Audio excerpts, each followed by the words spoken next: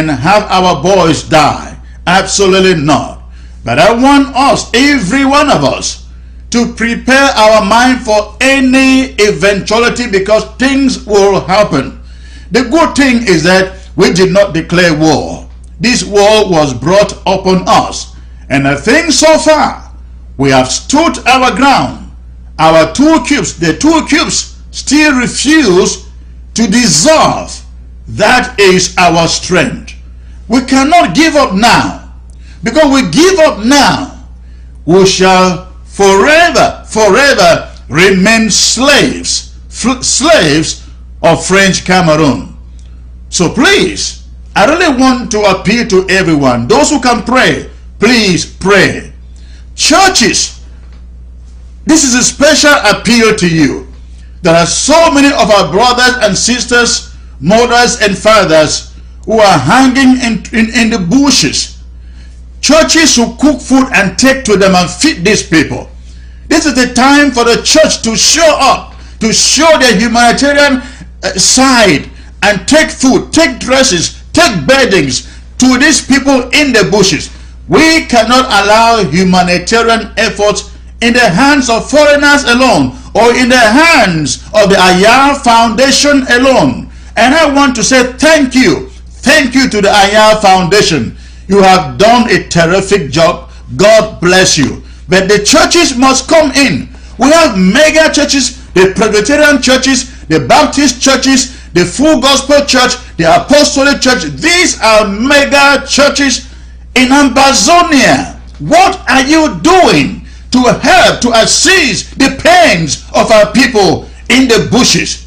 Please, churches should begin to collect dresses, collect food, collect toiletries, supply to the people in the bushes, relieve their pains. You have to do this, because these are the same people who were there to give you their offering and their tithe. This is their time of need. The church must stand with them. Very, very important. So please, and again, this doesn't go only to the big churches. Every individual, every single church in Ambazonia, whether there are only 50 of you, 100 of you, you can do something. You can do something. Take it a habit.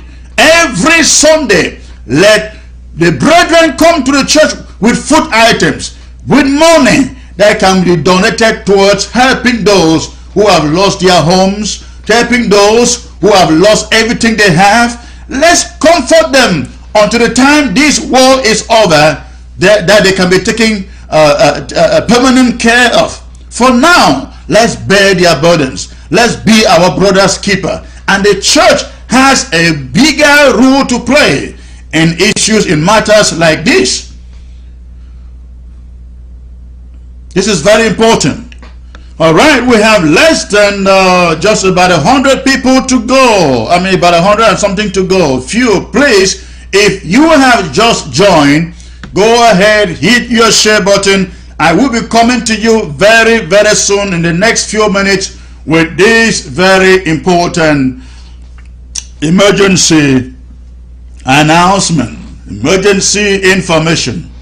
And this emergency information is all centered around the fact that we have to stand up. If we don't stand up now, and I mean now, not tomorrow, if we will not, if Ambazonians will not stand up now to take care of this revolution, I am not sure, again, I am not sure that in the next 3 months we will still be talking about this.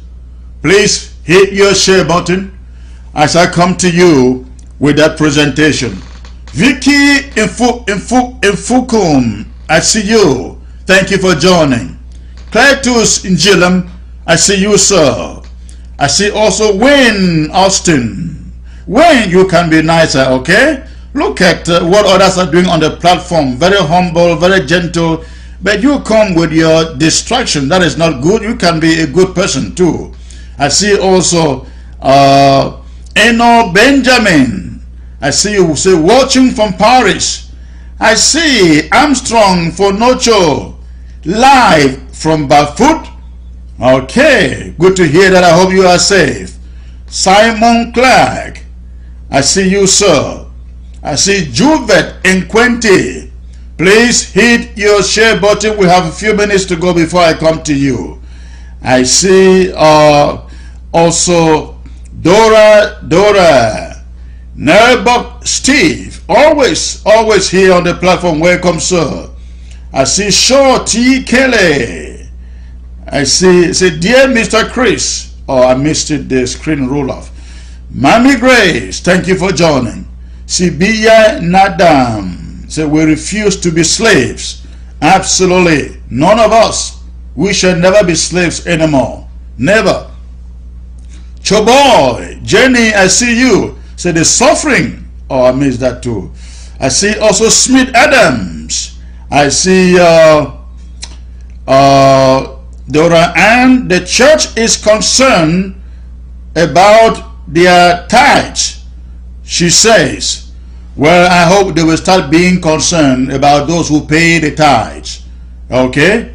Thank you. Ochiba Nelson. Say all leaders join. Oh, I missed the rest of the I missed the rest of it. Casimo, I see you, sir. Felix Teku, I see you. I see also Chris Santos in Choti. I see Sacrifice. Somebody, I missed the other name. Dali Power, I see you. Ate Free, I see you. Please, the numbers are getting slower. We must hit that number. We must hit that number before I come to you. If you have just joined, if everybody who is here on this platform would invite one person, we will be having almost 2,000 people on the platform right now. Ladies and gentlemen, let's do it. We put a lot of time in what I bring to you. And I really appreciate it when you come here inviting somebody to listen to it. So let's do this. Almost just about 100 people left to go. Hit your share button. Let those who did not know I am here live, let them come live, please. Again, let me talk about this very important town hall meeting that is coming up later this month of February. It's going to be a mighty, powerful event where we bring our elderly statesmen together, bring former Governor Achu, bring Justice Ebong Elowole, bring Christian Ebini, bring Ambassador Fossum of all. In the town hall meeting, let them inspire us. Again, once we locate the venue, we will come to you with the date of the event. So keep your ears open, and I will bring you details about that event. Gladys Freeman, thank you for joining. Fred Bisson, thank you. I see also Ipia Bryan, Paula Meng, all the way from London. I said, let us flush them out. Yeah, I see Nzale Clovis, I see you. I see also I see Diodone Tamba, Imes Injo, I see you. Patricia Osiku, thank you for joining. Please, the numbers are slow. If you want me to come to you, hit this number. You can see the numbers on your screen. You know how many are left for me to come to you. Asonganye Patrick, watching from Virginia. I see also Amber Law. Thank you, sir. Soldiers are not practicing guerrilla warfare, sir. Well, their generals will start teaching them how to do that, sir. I am not a tactician. They have tacticians who will teach them. Thank you anyways for mentioning that. George Gordy, I see you. Rosa Siri, also thank you for joining. Chio Wan Queen, thank you. Say greetings, Secretary Chris, watching from where I missed that. Ndedi Douala, thank you for joining. Austin Augustino, say no retreat, no surrender. Amber will prevail. We will absolutely prevail. Afu Philip Tembi, Afu Philip watching from Balmenda. Thank you, sir. Che Colin, said Chief Collins Abu, watching from Abu Dhabi. And also, please, hit your share button. Hit your share button. Again, I have mentioned this new tactic that French Cameroon is trying to employ to kill our boys. Let every Ambazonian remember this tactic. The tactic what La Republic is doing is they are now dressing to look like our restoration forces, our amber fighters. They're now dressing to look like them, so that when they are seen, they also look like them. They look alike. But before you know, the French Cameroon soldiers attack. Take note, and this applies to the civilians too, because you go out there, especially the young men, you go out there thinking that you are approaching your friends, your brothers. You are approaching a French Cameroon army dressed to look like your brothers. So when you go out, be careful to who you are talking to. Be careful what you say to who you meet, especially those you don't know. That is very important. All right, less than 100 to go. I am glad, I'm excited. And less than 100 to go. Let me see who else has joined. Prince Tikum say freedom is coming soon in Ambazonia. Absolutely, sir. We all have to fight for this and grab it. We have to take it. We will not. It will not be given to us. I see Boya Bamenda. I think I've called your name, mentioned your name before. I see Sheila. Somebody I missed the other name. Baba Fan Rangs. I see you. Say hi. Say to Chris. I say Marco Indili. He say I'm here watching Chris. Thank you, sir. Rachel Christian. Prayer warriors. Time to pray. Rachel, you are absolutely correct. Many things are rough through prayers. So please, we encourage the church, while the church takes care of our displaced persons, we also need to add prayer and fasting to this revolution, to this struggle. We can never lose it, being on God's own side. So please, let's pray absolutely for this. Now, for the sake of those who have been here waiting, I'm going to go ahead and bring you the presentation. We are almost close to the targeted number, but I should not keep you waiting anymore. So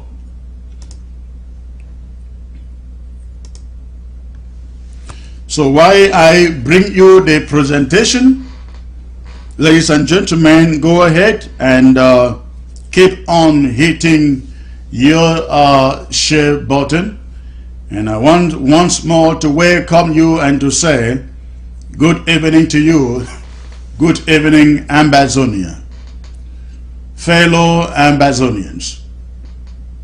French Cameroon elite have always wanted you and me to believe that there is only one Cameroon. Nothing, and I mean nothing, could be farther from the truth. Of course, you all know it, but I have come to you once more to appeal to the conscience of every Ambazonian to never forget there have always been two Cameroons. And do not be mistaken, we are not now just coming to terms with this reality. Rather, we are waking up right now to what looks like formal confirmation of what we have always known. You probably should be wondering why I say this now. Not to worry, I will explain to you. Last weekend, both in major towns and cities in French Cameroon and in the diaspora, a coordinated spate of public protests against Paul Biya culminated in the arrest and incarceration of French Cameroon MRC leader Maurice Kamto. Kamto remains in confinement as I speak to you now. But that is the least of our concerns here. What should concern us is the after effect of his arrest.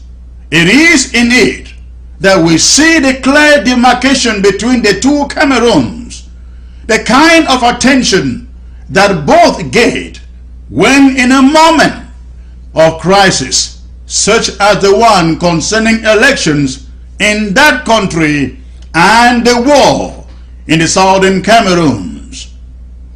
Through agitations, the demonstrations and the arrest of Maurice Kamto, we see how the world, the United Nations in particular, treats French Cameroon vis-a-vis the southern Cameroons. We see the value they place on each of the Cameroons. That is exactly what I mean. That's what I want to talk about, fellow Amazonians. After Maurice Kamto was picked up, the United Nations within 24 hours issued an official statement condemning his arrest. United Nations Secretary General himself is reported to have called Mr. Biya at least 6 times. Learning of the urgency with which the United Nations reacted over Kamto's arrest, one begins to wonder, who is Maurice Kamto? Who is Kamto that will be picked up? And within 24 hours, the United Nations will be issuing a statement. Kamto doesn't even qualify for the opposition leader in French Cameroon because his party has no parliamentary representation. But then, barely 2 days after his arrest, the mighty United Nations, which we have been told again and again that acts very, very slowly, issued a statement within 24 hours. But this is what I intend for you to take away from this narration or United Nations action, that there are indeed two Cameroons, and the United Nations sides with one and hates the other. That is the point. It is for real. If it were not so, if the United Nations didn't prefer French Cameroon to the southern Cameroons, can someone explain to Amazonians why the other Cameroon massacres our people on a daily basis? They decimate our communities on a daily basis, kidnap and extort from our people. They occupy our schools with their soldiers, and the United Nations has never as much as issued a statement. How we understand this United Nations hypocrisy lies entirely in the treatment they give the French Cameroon leader, an unknown leader picked up, and because he hails from the privileged side of the Mongol, the side that dishes out golden status, the United Nations reacts with urgency. What an abject display of insensitivity, ladies and gentlemen. It is very much possible, it is very possible that the UN is part of the grand conspiracy to keep the southern Cameroons under the yoke of French Cameroon slavery and imperialism. The UN is an accomplice, and their actions speak for it. I give you some clear examples here. Matthew Lee of City Press, a United Nations press correspondent, was fired and banned from this position for asking interrogatory questions to the United Nations Secretary General about the massacres and the maiming in the southern Cameroons. As I speak to you today, Matthew has not entered the United Nations Correspondent's Office for over 205 days because he mentioned the southern Cameroons. Our President Sisiko Julius Ayuktabe and cabinet were abducted from the custody of the United Nations in Nigeria and illegally moved to Cameroon overnight like criminals. The United Nations did nothing. Many more, over 70 other Amazonians have been taken away from United Nations custody in Nigeria. They have been under severe torture ever since taken into said Janamari basement in Yaoundé. In fact, one of them, whom we remember as Benji, was tortured almost to death. And as they thought he was dead, they secretly dumped his body by the roadside in Yaoundé for him to die. But thank God, he didn't die. He is still alive to tell his story. The United Nations has said nothing about these abductions and torture going on in underground detention bunkers in Yaoundé. They will not as much as use international conventions to send the International Red Cross or Red Crescent to visit the prisoners. We have written petition upon petition to the United Nations, carried out relentless protest rallies at United Nations headquarters both in New York and in Geneva. But not a word we have heard from them. But the French Cameroon, an unknown politician, is picked up, and for sure, because he is from the other side of the Mongol, immediate attention is focused on him. Why our people are slaughtered in Bafut and in the corner. Ladies and gentlemen, fellow Ambazonians, I have said it again and again that we should not be fooled. But for God, we are essentially on our own in this struggle.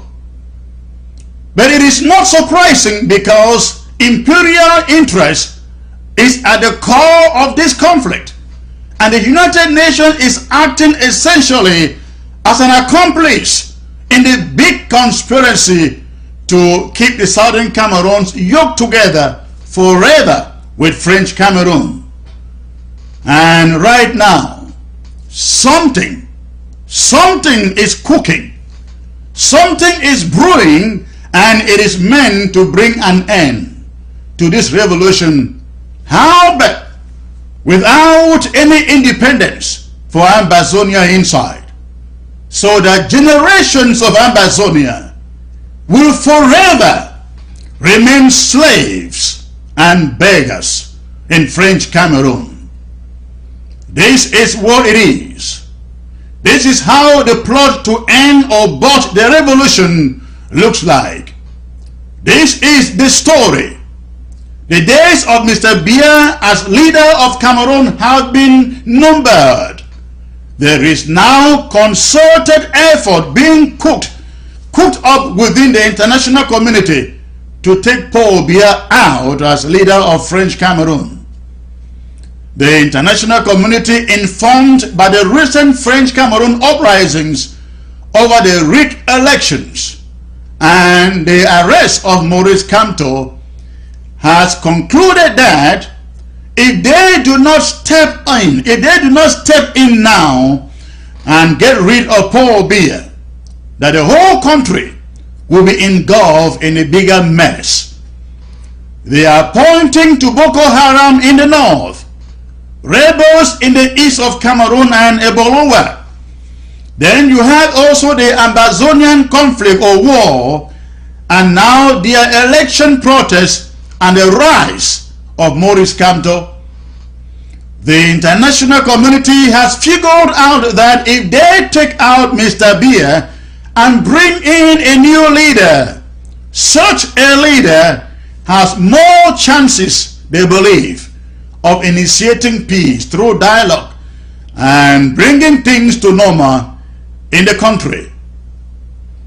But for us, Ambazonians, the problem in such an arrangement is that our struggle would no longer be seen from the prism of restoration.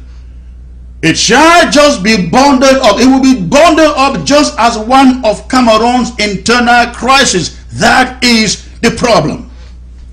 International partners, along with the French, have agreed to this plan. Mr. Biya is right now under very, very severe pressure to negotiate the terms of his exit from power. Of course, any such political maneuvers in French Cameroon do not concern us, but for the fact that we will then be forced by same international players to negotiate with French Cameroon's new leader, whoever he may be.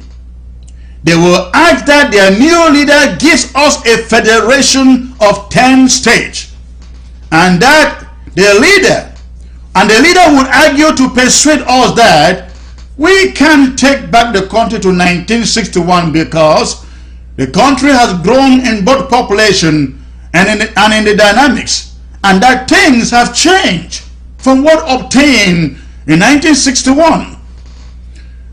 He will argue, the new French Cameroon leader will argue that a 10-state federation is the best arrangement to go with. The problem that will be inherent here is that French language will still be forced on us. We shall still have to go to Yaoundé to chase documents and appointments. They will still have the power to appoint governors, government delegates, divisional officers and mayors over us. They will still maintain ministers in Yaoundé who dictate what happens in our local institutions and communities. Sonora and all our companies will still be left paying taxes to Yaoundé and Douala. Their so-called regional councils or houses of assemblies shall be left answerable still to Yaoundé and not to the people. Anything or any form of federation with French Cameroon, ladies and gentlemen, cannot be acceptable to us, no matter how benevolent their new leader is.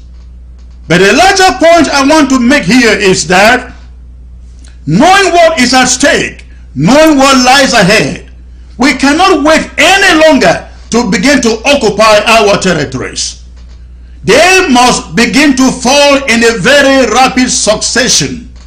If we wait until a new leader takes over in French Cameroon, ours will have been a lost war and lost aspirations. The emergence of a new leader in French Cameroon will immediately see the international players exerting tremendous force or a tremendous push on us to dialogue with a new leader and to trust. They will say, just trust him and give him a chance. Just believe in him. It is the deadliest form of gambling that we do not even want to perceive at this moment. It is time that we begin to take and occupy every inch of territory in Ambazonia. It is an emergency. We need to do something and do it immediately. Should we fail to do this, ladies and gentlemen, all that we have fought for, all that our people have died for, I mean, remember those corpses in Bafut yesterday? Remember the ones in Moyoka the other day? In the corner? Bansok Kumbo in Bali? What about Pinyin in Batibo? Remember all of these? If we think that we should allow French Cameroon get a new leader and then we negotiate our exit or separation with him, we would have miscalculated very, very, very badly. No one has been born yet in French Cameroon who will say to the southern Cameroons that they should go. No, that leader isn't born yet. We face a clear and immediate danger of losing this revolution or having it aborted without seeing a free and independent southern Cameroons if we do nothing now, if we delay action. Ambazonians, listen to the sound of my voice and look at me in my eyes. I can see what lies ahead. And I'm pleading with you today. Let's take action. Let's do something, and let's do it now. But if you think we should wait until French Cameroon new leader gets in place and then negotiate with him, you are mistaken. It would be too late. It would be too late. No leader east of the Mongol, no matter how benevolent, will surrender Ambazonia on a dialogue table. That is the truth.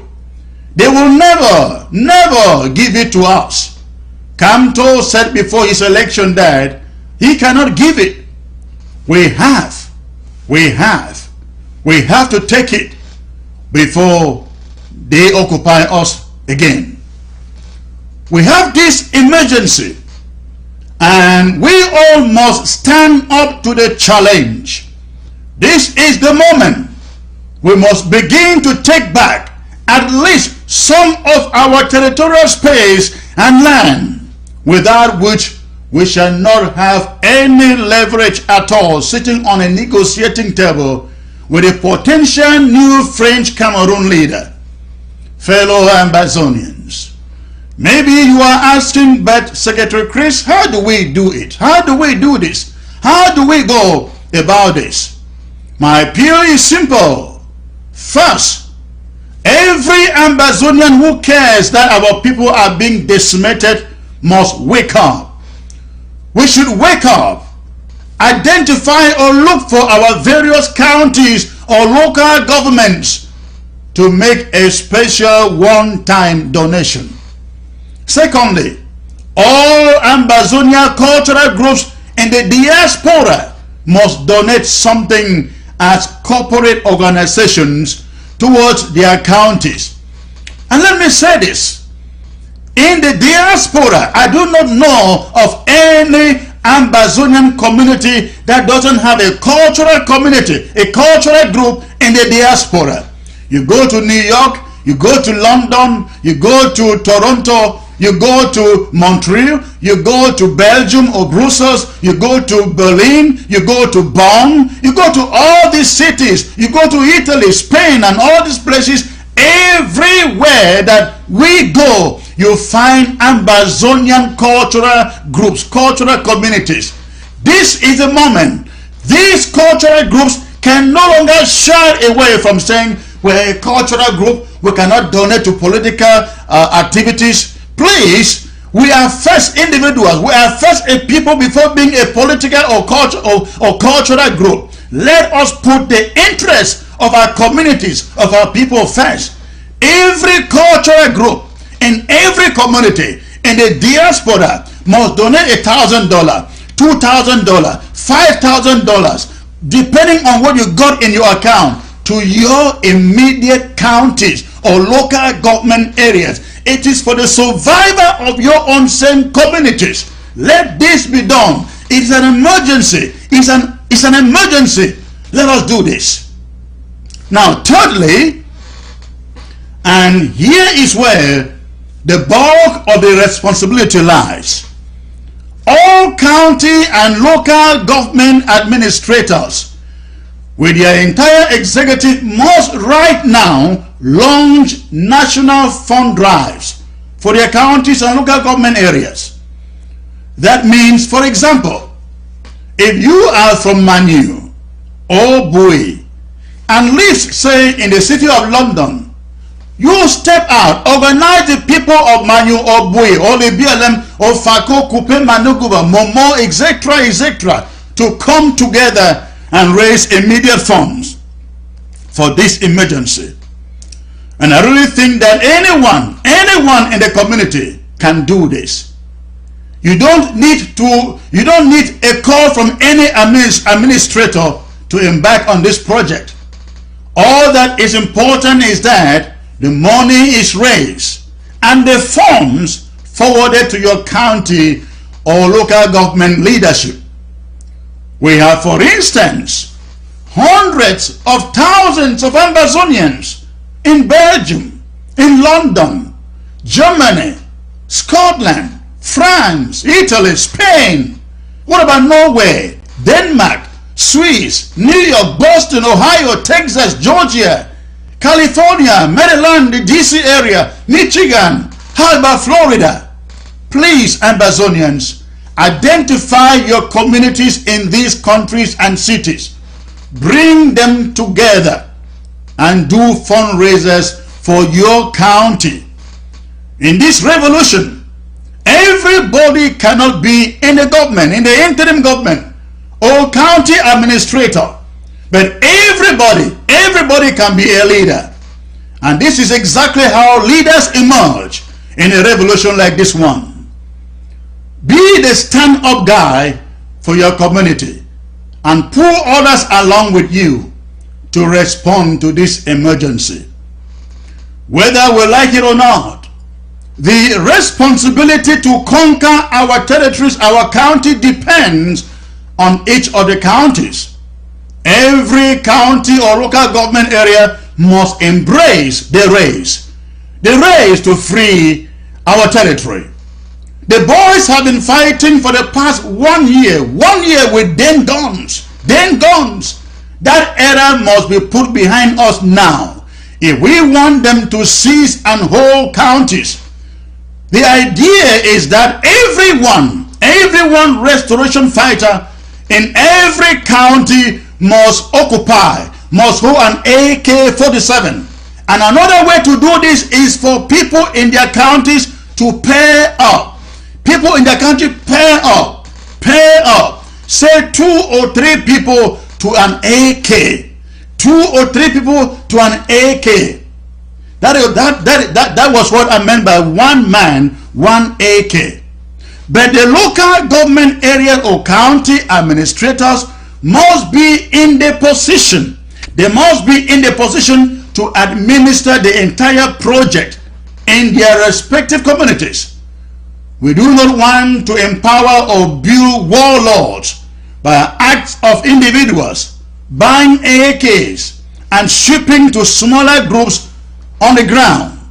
No, we don't want that. Every procurement going to the restoration forces must pass through the county authorities. That is what one man, one AK is all about. It means every genuine amber